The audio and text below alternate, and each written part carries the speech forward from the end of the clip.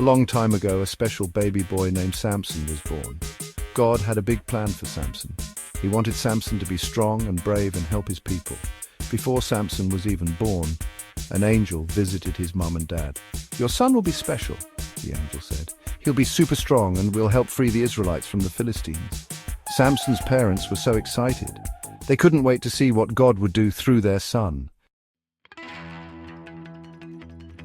As Samson grew up, he got stronger and stronger. God's spirit was with him, like a superpower. One day, a mean lion attacked Samson, but Samson wasn't scared. He fought the lion with his bare hands and won. God gave him super strength. Later, Samson used a donkey's jawbone as a weapon to defeat an entire army. Wow, he was so brave and protected his people.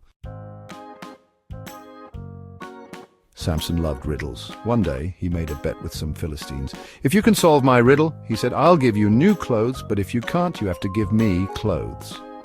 The Philistines agreed, but Samson's riddle was really hard. They tried and tried, but couldn't solve it. This made Samson even more famous, but it also made the Philistines mad. They wanted to get back at him.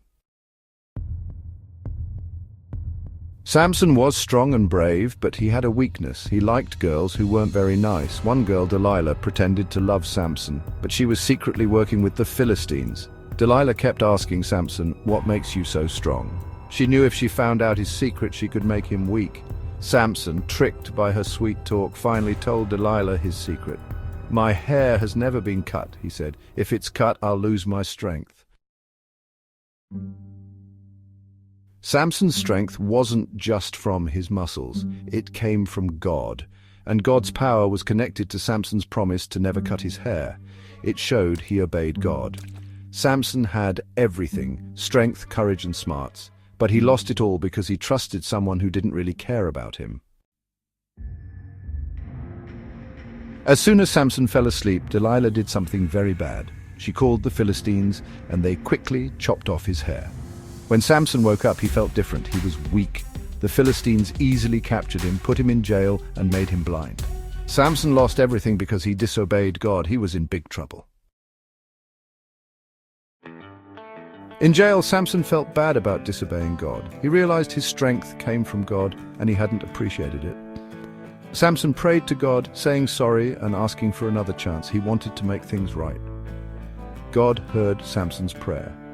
God always listens to people who are truly sorry.